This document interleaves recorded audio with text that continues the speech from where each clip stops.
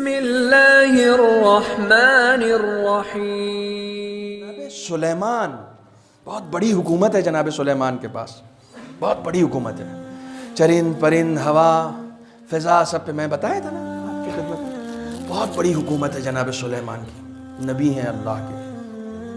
ایک دن دریا کنارے کھڑے ہوئے تھے، دیکھا ایک چینٹی ایک منہ میں دانہ لے کر آئی۔ دیکھا ہے نا آپ لوگوں نے کبھی کبھی چینٹی کو منہ میں دانہ لے جاتے ہوئے؟ وہ دانہ لے کے جا رہی تھی، دریا کے ساحل پہ آ کے کھڑی ہو گئی۔ کھڑی ہوئی فوراً ایک مچھلی باہر آئی، دریا کی تہ سے مچھلی نے دریا سے پانی سے باہر منہ نکالا اور منہ کھول دیا۔ منہ جیسے ہی کھولا تو وہ چینٹی سرکتے ہوئے اس کے منہ میں آ گئی۔ اس نے منہ بند کیا دریا کے اندر، مچھلی دریا کے اندر۔ جناب سلیمان یہ دیکھ رہے یہ ہو کیا یہ دانہ لے کے آئی، اس کے منہ میں خود دانہ ہے اور وہ مچھلی کے پیٹ میں چلی گئی، کیا ہوا؟ کھڑے رہے وہیں، گئے نہیں کہیں۔ تھوڑی دیر کے بعد دیکھا کہ وہ مچھلی پھر واپس آئی۔ واپس آنے کے بعد پھر اس نے پانی سے باہر منہ نکالا، اپنا دہن کھولا اور اس مچھلی کو وہاں ساحل پہ ڈراپ کر دیا۔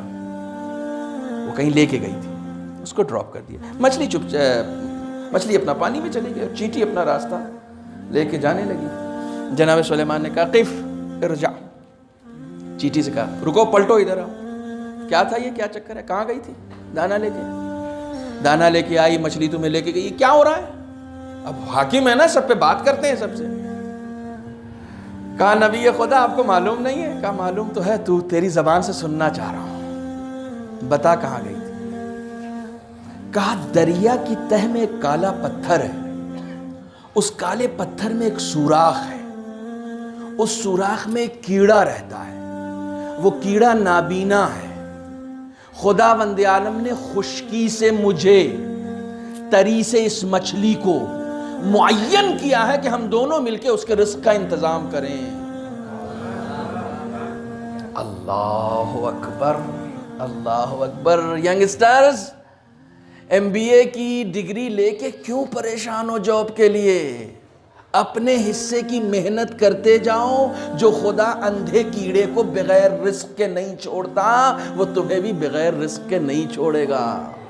تمہارے حصے کا رزق تم کو پہنچ جائے گا، اس کے لیے مخلص بنتے جاؤ بس۔ اس کے وہ رزق دینے میں اتنا فیاض ہے کہ تم مخلص بنو نہ بنو، وہ رزق پہنچائے گا۔ وہ موسیٰ سے زیادہ فرعون کو دے دیتا ہے۔ رزق دینے کے لیے وہ یہ بھی نہیں دیکھتا کہ یہ میری بندگی کر رہا ہے تو دوں گا، بندگی نہیں کر رہا تو نہیں دوں گا۔ اس غلط فہمی میں نہیں رہنا۔ وہ جتنا تمہارا خدا ہے اتنا ہی ان کا بھی خدا ہے، جو